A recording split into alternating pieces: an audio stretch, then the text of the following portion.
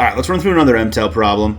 So this one says the division problem, 2 times all this stuff here, is equivalent to which of the following expressions? So let's just look through each of these answers and see if any of them make sense. So what happened from the original expression to A?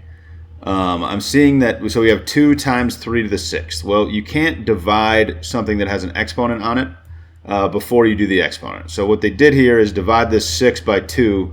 You can't do that. You can't divide 6 by 2 because it's being raised to the 6th power. You would have to raise it to the 6th power before you divided it. So A is wrong because they're doing incorrect math. In B, it looks like they divided the exponent by 2. So 6 to the 6th became 6 to the 3rd. So that's not right either because division doesn't do anything to exponents. You have to do the exponent first. And if you want to do anything to 6 to the 6th when you're dividing by 2, you have to do 6 to the 6th power first and then divide it by 2. That's PEMDAS. That's order of operations. So you can't just divide the exponent by 2. That's not correct math. In C, this is getting closer. But again, for some reason the exponent gets divided by 2. We can't have 6 to the 6th go to 6 to the 3rd, so that's not correct. So by process of elimination, the answer must be D. Let's take a look at what's happening here. So basically, we've taken each of these terms. There's 3 different terms we can kind of think about being added together if we break it up like this.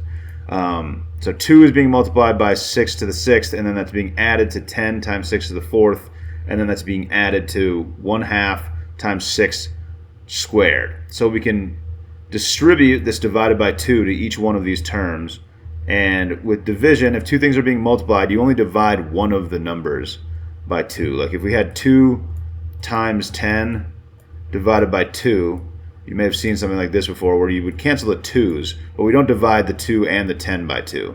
So we only have to divide one of these numbers by 2 to divide kind of the whole thing by 2.